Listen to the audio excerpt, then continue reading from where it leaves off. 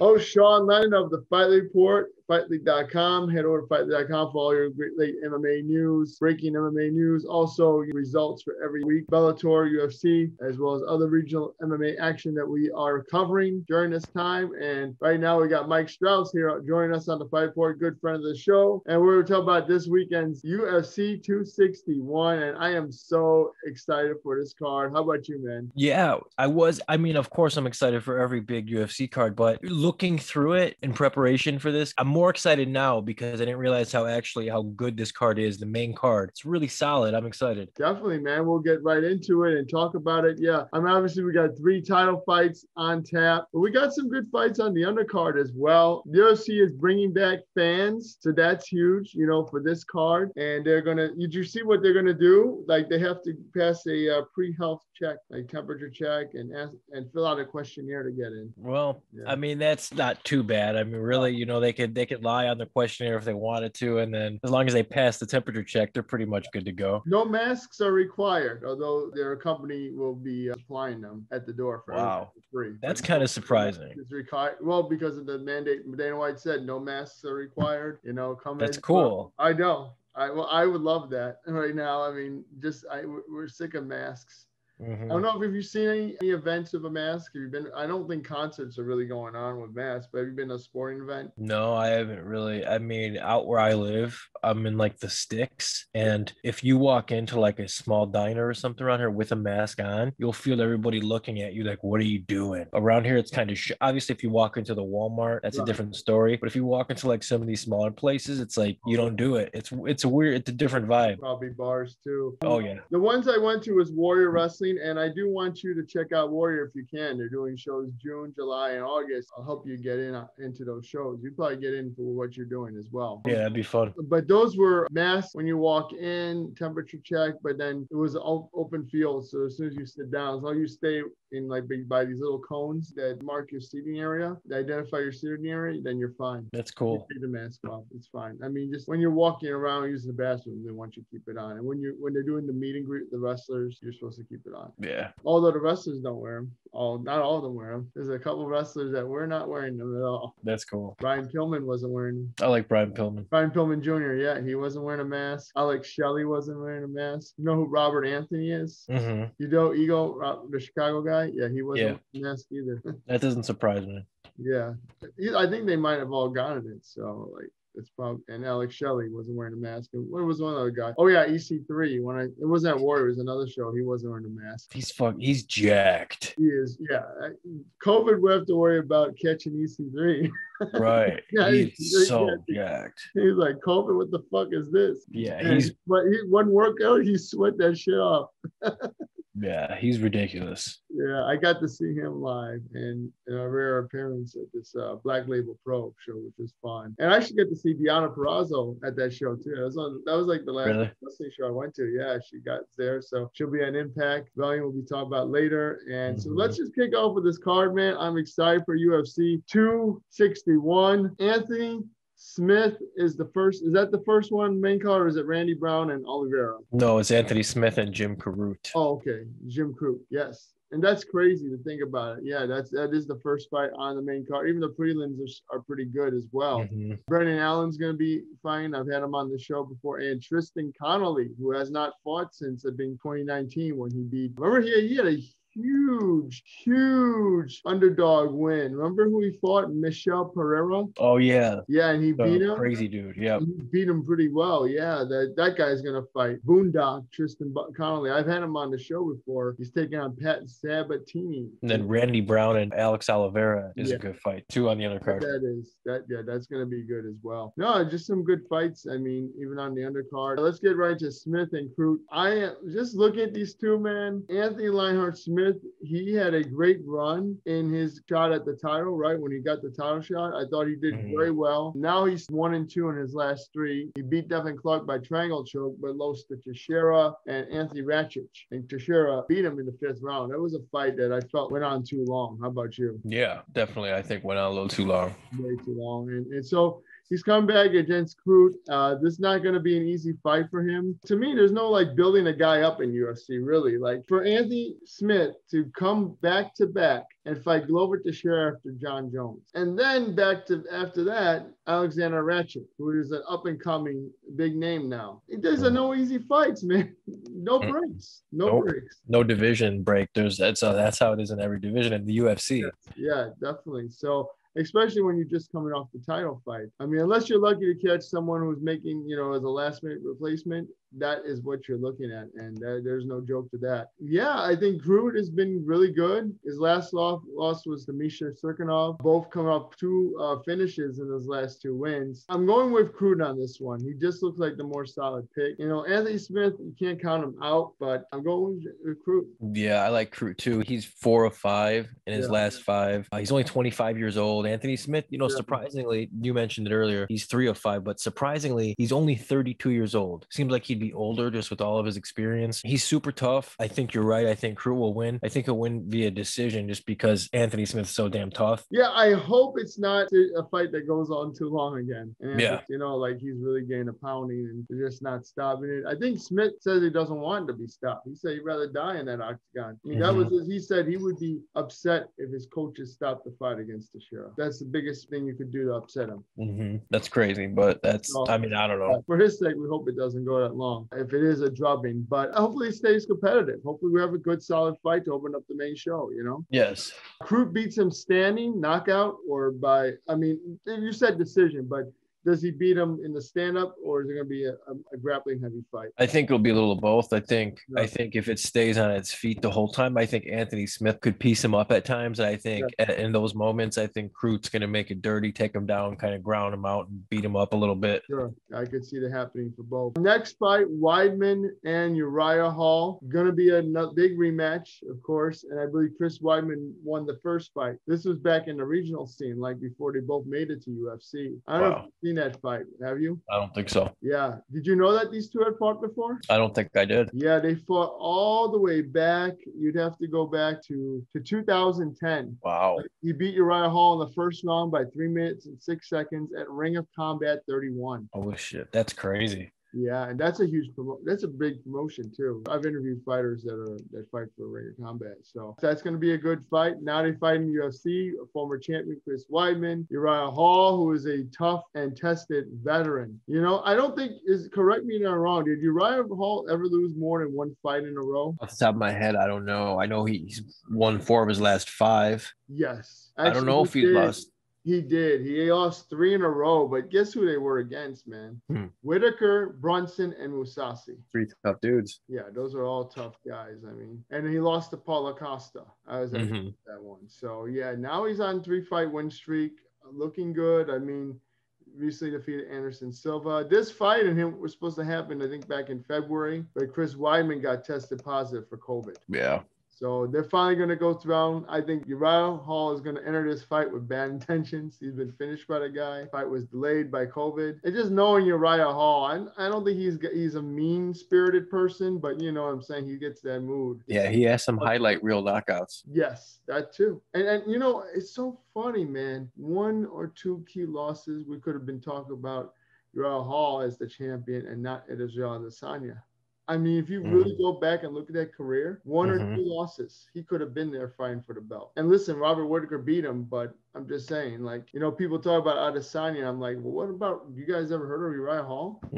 Some of the crazy fights he's had, crazy knockouts, Yeah, he's good, man. It's crazy because you mentioned they fought in the regional scene. It makes sense. They're both 36 years old, but it seems like they're at different trajectories right now. Like Weidman's kind of going down, and Uriah, even though he's 36, he's kind of headed up right now. So yes.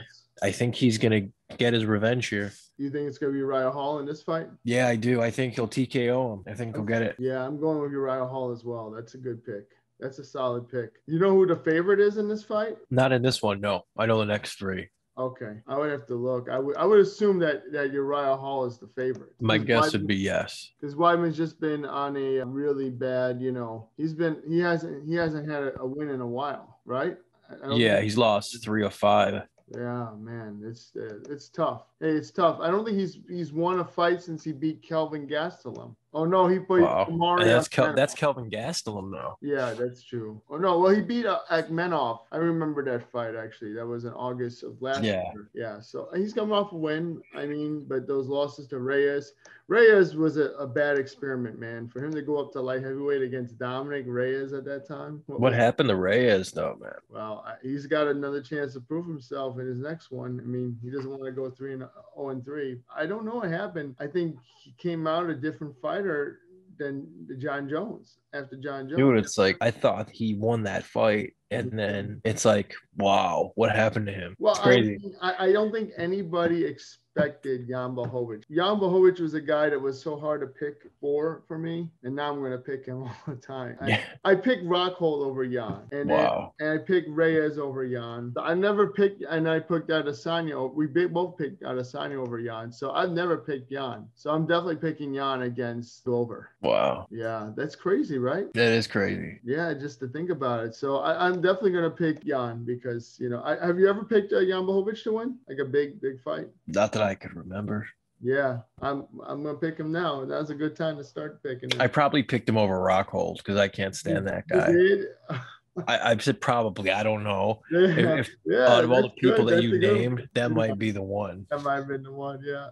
Oh, yeah. Rockhold pissed him off, too. Speaking of title fights, we got 3 of them. I know, man. That's crazy. Well, yeah, let's go on to that. You're going with Uriah Hall by knockout, and I think I'm going to do the same as well. Yeah, let's go over Shevchenko, Andrade, UFC Women's Flyweight title, and Valentina Shevchenko has become the blitzkrieg of the women's flyweight division. There's no stopping her. Even if she doesn't finish you, she beats you up pretty badly. I mean, Jennifer Maia did not look the same after that fight. Mm-hmm. So she's going to pick you apart. I mean, some of the fights were kind of boring, like Liz Carmouche, but most part, you know, she's the aggressor, man. She's the alpha female in there. And Jessica Andrade hits like a bulldozer. Let's not get anything, you know, thinking out of context here. I like the matchup. I like the fight. I think this is going to be one of the fights that they're not even really talking about. They're talking more about Weili Rose. They're talking more about the main event, you know, Usman Masvidal. But they're not talking about this fight, and I wonder why. I think it could be a sleeper fight. I really do. Yeah, I think this fight could easily be like if they have still had fight of the night. I think this would be their performance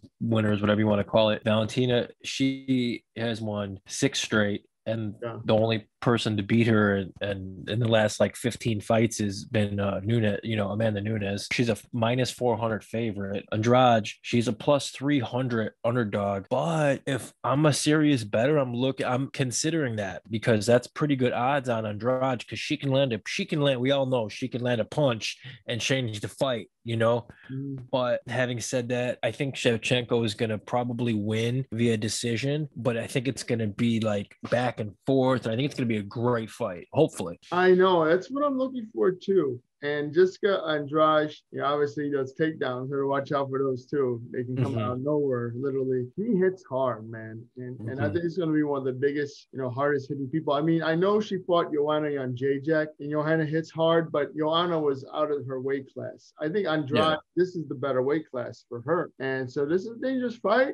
I'm still going to go with Valentina Shevchenko to win this fight. I think it's going to be maybe a bit of a drawn-out decision. It's going to be close, but I still give Valentina that. It could be one of those fights where we want to see it again. Could be. Yeah. It is like finally someone was able to push Valentina Shevchenko. Like finally somebody was able to get this division on notice because that's what we're suffering from with Amanda Nunes. We're learning who is this going to be, and now we have our answer, and that's Julian Opinion. But we'll talk about that later. But I'm really excited for that one. Like I really haven't been talking about it, but so not a lot of people talking about Andrade. But could she be the one, and could she at least warrant a rematch if she doesn't go in there and beat Shevchenko? But she's got to really pour it on to beat her in a decision. I think Valentina Shevchenko has got the decision. I think her unanimous decision. I think if she could take down Andrade and really do damage from the top. I think she's shown off that game pretty well. She showed it off against Liz Carmouche, somewhat with Jennifer Maia. But it just seems like the fighters who fight Valentina, after a while, they just feel like they don't know what they're doing there. Do you ever get that? Like they're just in there, like Jennifer Maia. They're just in there for the last couple rounds just to exist, like because they're just hanging. Yeah, it's like there's not much output from them. So Andrade can match that output. We have ourselves a fight. And, you know, even though Valentina may be a little bit taller than her, I think we have a fight if she can match that output. But that's the question. How about you? I agree. I agree. I just think Valentina is gonna. I think she's gonna piece her up more in the end, but I think that Andrade will have her moments. But I just think Valentina is gonna do more than enough to get a comfortable decision. Yeah, just let's see if Andrade, stays in there or fades away. You know, she stayed in there against Joanna. That was no easy fight for Joanna and Jade. I mean, it wasn't like dangerous, or it was like she wasn't in danger of losing her belt, but it still wasn't easy. You know, so I think it's gonna be one of those fights, and maybe even better. Then let's get to the co-main event: Rose Namajunas, Lei Zhang, and this is gonna be one of the most anticipated fights, at least for me personally. I'm a huge fan of Rose Namajunas. Oh yeah. Yes, I'm a big fan of Thug Rose. I was really one of the only few people that picked her to win against Joanna Jędrzejczyk back in a few years ago. Really? She was a minus 400 underdog at that time. Wow. I only bet $60. And guess how much I won? How much? $140. Oh, I wish I would bet more. How much? 240 off 60. Wow. Nice. And I bet by submission. And the funny thing is, you watch that fight, even though they called it a knockout, and she's ground and pounding Joanna. She's tapping. She's tapping. I'm like, this is even Fox or something. Someone outlet called it a submission, and I would have won an extra 20. Would have gotten me the prop bet. So. Yeah, but still, I made out good, so I can't complain with that. And helped me pay for my trip that year, which actually I did go for a UFC event in December in Detroit. So, but at this point, man, Rose Namajunas, we'll see what she can do. Weili Zhang, no one's really been able to figure her out. Joanna Jędrzejczyk had a great fight with her. She was able to do damage, but I think for every punch she took 2 punches. You know what I mean? Wow. Obviously, you saw maybe a couple more than 2 punches, because you saw her head start to swell up. You start to see the damage. She was taking too many shots, even though her output was good. It somewhat matched Weili Zhang. She had no defense. The lack of defense showed, and she was just eating too much. So you got to be able to exchange Weili, but you got to be able to match the output, but you got to be able to defend a lot more than Joanna did. Can Rose do that? I think Rose is got that style. She's got an elusive style. She knows her place in that pocket. She knows how to move the feet. You know what I mean? Like footwork wise, she really does a good job. We saw her outpoint, Andrade. That was a split decision, but she beat Andrade. That was no easy task. A woman had knocked her out previously. So she's got great footwork, great boxing. She's with the whole Trevor Whitman that she's with them. She's maybe the best footwork in any of the women's division. Right. She's got great hands. She's won 4 or 5. Do you know how old she is off the top of your head? 29. 28. Yeah. 28. Yeah. Okay. Yeah. Zhang's 31. Yeah. Well, but Zhang, her record is 21-1, and she's on a 20-fight win streak. I know. That is ridiculous. You're right. But you never know what can happen in this fight. I mean, maybe Rose is able to get to her early. We've seen that. Even the first fight between her and Andrade, she did very good in the first round. She won the first round. It's just the second round she ran into trouble. I can't go against Rose Namajunas. I think somehow she pulls this off. I don't know if it's a finish. Actually, I'm thinking submission. I'm thinking like some way she could just get that Thug Rose rear naked choke, That's what you're going with? Yeah, I'm going with Rose. I may be totally wrong, but you know how it is. It's hard to go against your favorites. And I think this is for her, this is her last title fight. I mean, if she doesn't lose this, I don't think she's interested in sticking around to climb back up for another title fight. I think she's possibly done after this. I hate to say it. Just like she took, not just her taking time off and stuff, but she's had elongated times before fights. We haven't seen her since April of last year, May of last April, I think April or June or July last year. And not only that, before that, we hadn't seen her since she lost the belt. So, I don't know where her head's at if she really has it. I think it's all or nothing for this one. Yeah, she's only 9-4. So, I mean, she doesn't have many fights. I think Zhang is going to KO her. I don't know what round. Zhang's a 190 favorite, so not too big. And Thug Rose is a 160 plus 160 underdog. So, not too big of an underdog. So, this is kind of pretty close, people are saying. I think Zhang is going can't knock her out, Mm-hmm. that's just where I'm gonna go. I don't know what round. Rose is tough. Could go 5.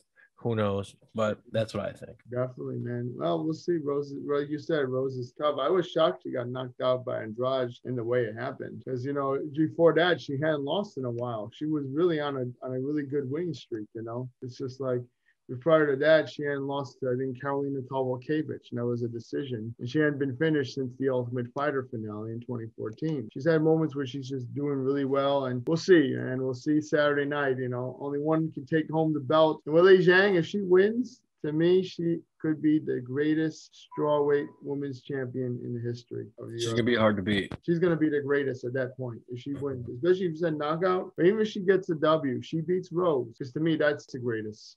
Speaking of greatest, what do you think of Usman in the main event? Do you think he's the greatest 170 if he beats Masvidal? I think it's still yet to be determined. I think he's up there. I think this fight, you know, as opposed to the last fight, right? Last fight, George Masvidal kind of stepped in on we thought it was Gilbert Burns that was going to be facing him. Masvidal supposedly had some kind of injury. He was saying it's the weight cut, it's this and that. So, you know, Usman said, let's do it. No excuses. And they're gonna run it back. I'm just not sure how different this fight's gonna be than the last fight. And, you know, that's kind of like, as much as I'm excited for this card, and I saw the main event, just the last fight didn't live up to the hype that it was. But listen, Kamaru Usman, to me, he is so strong, top heavy, strong. Like, how can you escape from the bottom? He has that base that's solid as a drum, man. You know what I mean? Yeah. When his wrestling base, I mean, how can you escape? You can't get up. It's like close to impossible. I mean, Gilbert Burns, but he's been striking.